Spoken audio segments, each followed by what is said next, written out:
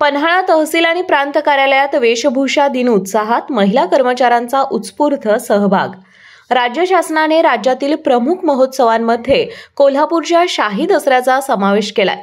त्याचाच एक भाग म्हणून जिल्हा महसूल कार्यालयाच्या वतीनं कोल्हापूर जिल्ह्यातील शासकीय, निमशासकीय तसेच शाळा महाविद्यालयांमध्ये आज मंगळवार दिनांक 22 सप्टेंबर रोजी पारंपरिक वेशभूषा दिन आयोजित केला होता।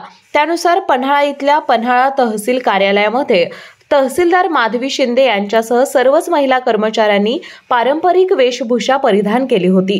त्याचबरोबर पन्हाळा इथल्या प्रांताधिकारी कार्यालयामध्ये देखील महिला कर्मचाऱ्यांनी पारंपरिक वेशभूषा परिधान केली होती। वास्तविकरित्या हे परिपत्रक कार्यालयातील सर्वच कर्मचाऱ्यांसाठी होतं, परंतु यामध्ये महिलांनीच विशेष सहभाग नोंदवला। पन्हाळा इथल्या तहसील आणि प्रांत कार्यालयामध्ये कर्मचाऱ्यांनी प्लास्टिक निर्मूलन म्हणून पिण्याच्या पाण्याच्या बाटल्या या धातूच्या वापरण्यास सुरुवात केली।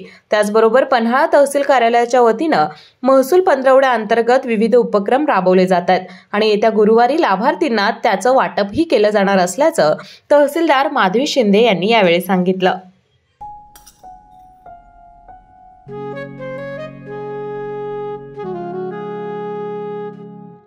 बाबा, आज येताना बासुंदी घेऊन या ना।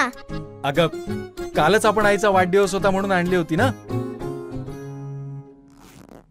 ऐकलं, गोकुळची बासुंदी पुन्हा खावीशी वाटतेय।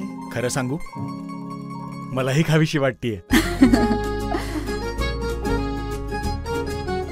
पुन्हा पुन्हा खावीशी वाटणारी गोकुळ बासुंदी।